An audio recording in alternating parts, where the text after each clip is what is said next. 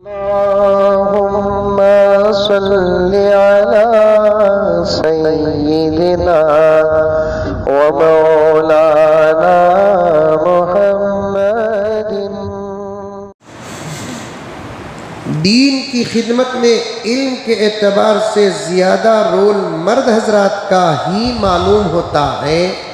تمام انبیاء رسول بھی مرد اور پھر علماء بھی مرد۔ کیا عورتیں جو عالمہ ہوتی ہیں وہ بھی علماء میں شمار ہوں گی؟ شاید یہ کسی ماں کا سوال، عورت کا سوال، بہن کا سوال ہے۔ دیکھیے، سب سے پہلی بات یہ ہے، دین کے خدمت میں علم کے اعتبار سے زیادہ رول مرد کا بول کر یہ کہہ رہی ہیں تمام انبیاء بھی مرد ہیں، رسول بھی مرد ہیں۔ تو اس کا علماء نے جواب دیا، ان نبیوں کو پیدا کرنے والی ایک عورت ہی تو ہے۔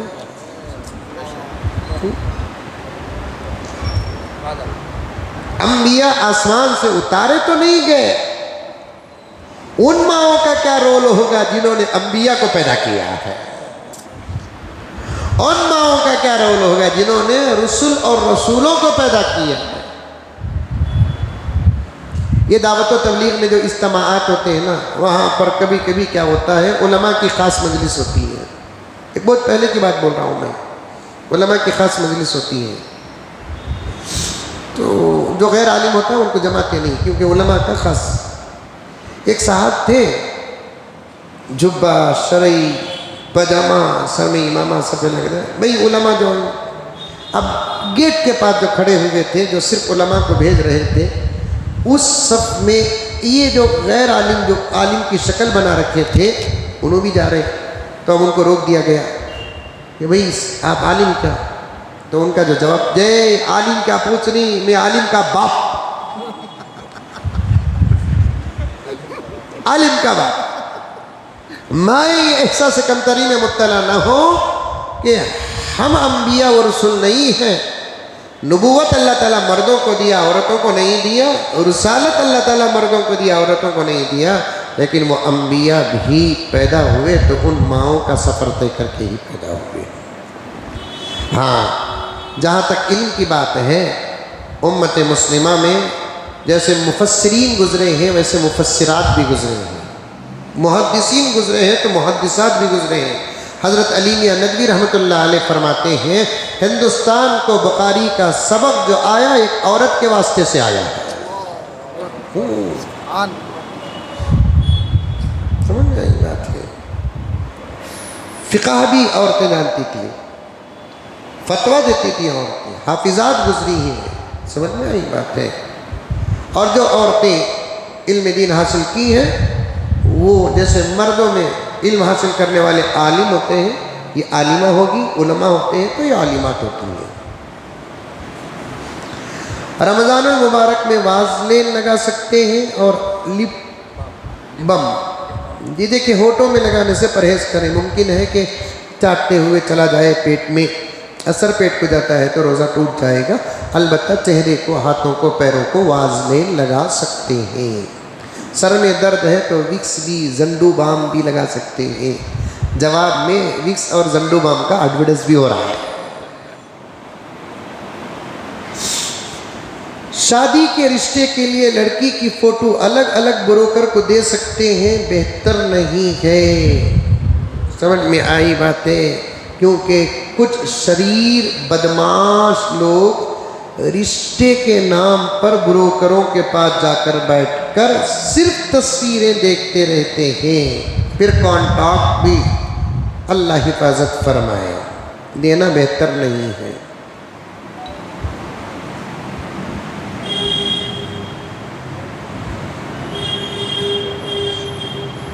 عجیب سوال ہے، ہمارے نبی کو وحی کے ذریعے سے آیت نازل ہوتی تو پھر ایسا کیوں کہا جاتا ہے کہ قرآن رمضان میں نازل ہوا؟ پیغمبر صلی اللہ علیہ وسلم پر رمضان المبارک بھی تو گزرے ہیں، ہجرت کے بعد 10 رمضان گزرے ہیں، اور ہجرت سے پہلے 3 رمضان المبارک گزرے ہیں۔ ایسے تھوڑا تھوڑا کر کے نازل ہوا، اور آقا صلی اللہ علیہ وسلم پر نازل ہوا، اور قرآن نازل ہونے کی جو بات ہے پورا، تو عرش سے لے کر پہلے آسمان تک جو قرآن نازل ہوا وہ مراد ہے یہاں پر۔ سمجھ میں آئی بات ہے؟ ختم قرآن لیلۃ القدر میں کرنا ضروری کیا بھی نہیں ہے۔ سب سے پہلی بات یہ ہے کہ 5 تاخراتوں میں سے کون سی رات تاخرات کی لیلۃ القدر ہے معلوم نہیں۔ زیادہ گمان تو 27ویں رات کو ہوتی ہے، اکثر جگہوں میں 27ویں کو ختم کیا جاتا ہے۔ آج کل تو بعض جگہ پر 29 کو بھی ختم کرتے ہیں، ہو سکتا ہے کہ اچھی بات ہے، حرمین شریفین میں 29 کو ختم کرتے ہیں، لیکن اگر لیلۃ القدر کے اشاروں کو دیکھا جائے 21، 23، 25 اور 29 کے مقابلے میں لیلۃ القدر کے اشارے بہت زیادہ 27 کو پائے جاتے ہیں۔ 27 میں کرنا بھی بہتر ہے، اور دوسری دنوں میں بھی کر سکتے ہیں، اور تاخرات نہ ہو تو تاخرات کے دوسرے دن تب بھی کر سکتے ہیں، کوئی بات نہیں۔ کیا لکھ کر رہی ہے منی؟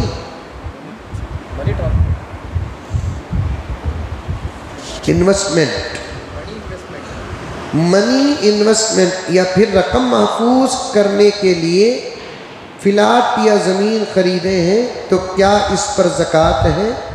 فلاٹ خریدے ہیں، بیچنے کی نیت نہیں ہے تو پھر 2 کروڑ کا فلاٹ بھی ہو تو زکوٰۃ نہیں ہے۔ بعض لوگ فلاٹ لے کر بیچنے کی نیت رکھے رہتے ہیں، بیچنے کی اگر نیت ہے تو پھر اس پر زکوٰۃ ہے۔ بکنے کے بعد جتنے سال کے بعد پیسہ آیا اتنے سال کی زکوٰۃ دینا پڑے گا۔ فجر کی سنت چھوٹ گئی تو کیا قضا کر سکتے ہیں؟ ہاں، فجر کی سنت اگر چھوٹ گئی تو فجر کی فرض پڑھنے کے بعد سورج کے طلوع ہونے کا انتظار کریں گے، کیونکہ فجر کی فرض نماز کے بعد سورج طلوع ہونے تک کوئی نماز نہیں ہے۔ سورج طلوع ہونے کے بعد سنت کی قضا بھی کر سکتے ہیں اور اشراق بھی پڑھیں، بہت زیادہ ثواب ہے۔ روزے کی حالت میں ناخن اور بال کب کاٹنا؟ کبھی بھی کاٹ سکتے ہیں، اول وقت میں کاٹ لے تو بہت بہتر ہے، صبح کو کاٹ لے تو بہت اچھا ہے، کبھی بھی کاٹ سکتے ہیں۔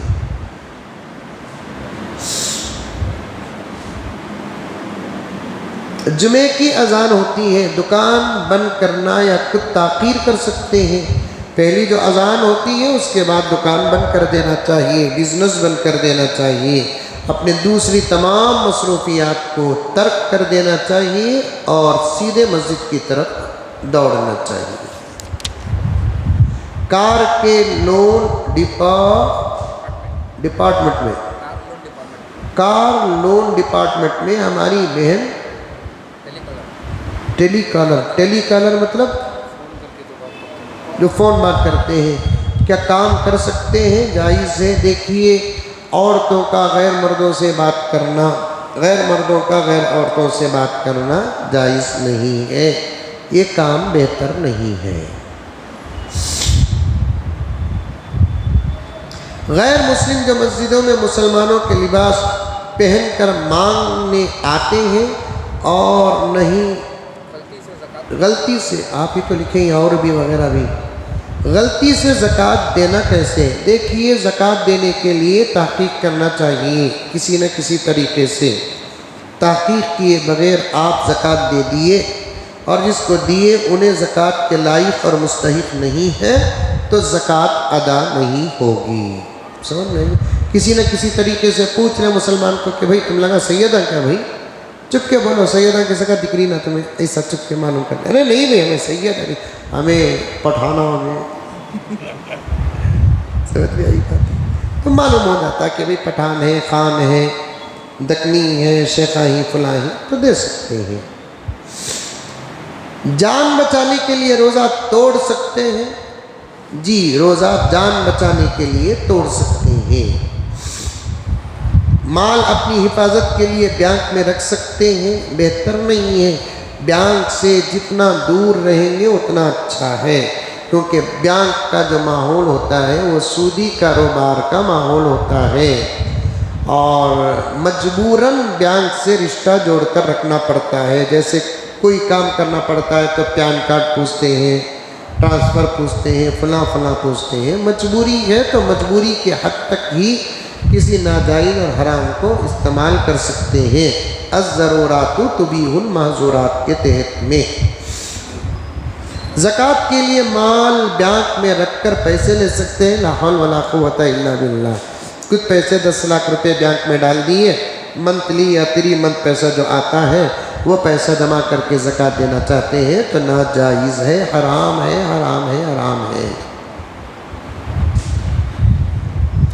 تراویح کے لیے اور جمعہ کے لیے نماز کے لیے مستورات کا مسجد کو جانا قرآن اور حدیث کی روشنی سے آپ منع کرتے ہیں جی، تو مستورات کا جماعت میں جانا یہ کہاں سے ثابت ہے؟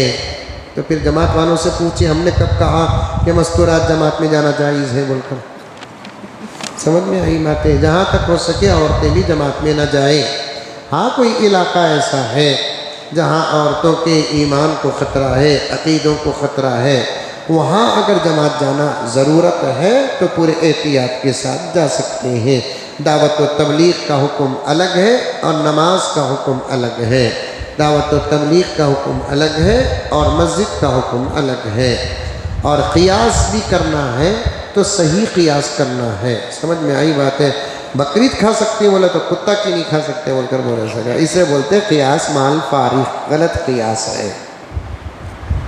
جماعت میں جو جاتے ہیں وہ ایک محلے کے جماعت کے بڑے ساتھی کے گھر میں پورے پردے کے ساتھ جاتے ہیں، وہاں پر مستورات کا اجتماع ہوتا ہے، مستورات کی بات ہوتی ہے، پھر وہاں پردے کے ساتھ کسی اور ذمہ دار کی بات ہوتی ہے، کافی انخلاف بھی آتا ہے۔ سمجھ میں آئی بات ہے؟ حالات کو دیکھ کر، ضروری نہیں کہ جماعت کو جانا ہے عورتوں کا، حالات اگر ضرورت مند ہے تو جا سکتے ہیں، اس میں کوئی حرج نہیں ہے۔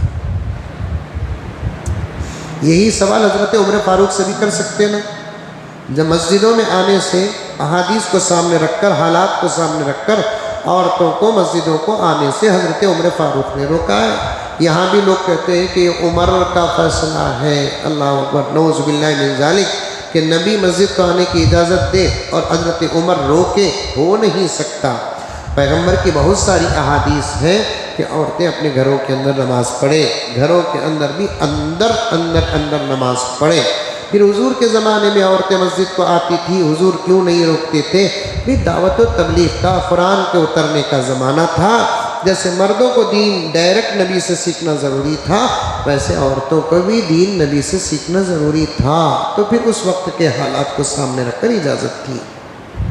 روزے کی حالت میں بال کو کالا کرنا کیسا ہے؟ روزے کی حالت نہیں، روزہ نہیں، رمضان کے بغیر بھی بالوں کو کالا خضاب نہیں استعمال کر سکتے، دوسرے کلر کا خضاب استعمال کر سکتے ہیں، جیسے برون ہو، فلاں ہو، وہ بھی بوڑھے جن کے بال سفید ہو جاتے ہیں۔ آج کل تو گھگواں نوجوانہ ان کے بالا کالے ہی، پھر بھی ان کلر کر لے کر پھر رہے ہیں، لڑکیاں بھی لڑکے بھی۔ میری حکومت ہوتی تو میں ان لوگوں کے لیے کوڑوں کا حکم دیتا۔ حضرت موسیٰ علیہ السلام پہلے آئے کہ حضرت سلیمان علیہ السلام؟ حضرت موسیٰ علیہ السلام پہلے آئے۔ شادی جلد سے جلد ہونے کا وظیفہ بتائیے، سبحان اللہ۔ کثرت سے استغفار پڑھیں، سیدھی شادی کا ارادہ کریں، پورے 100% سامنے لڑکی کے اندر کسی بھی صفات کو تلاش نہ کریں، کچھ 19-20 ہو جائے تو قبول کر لیں۔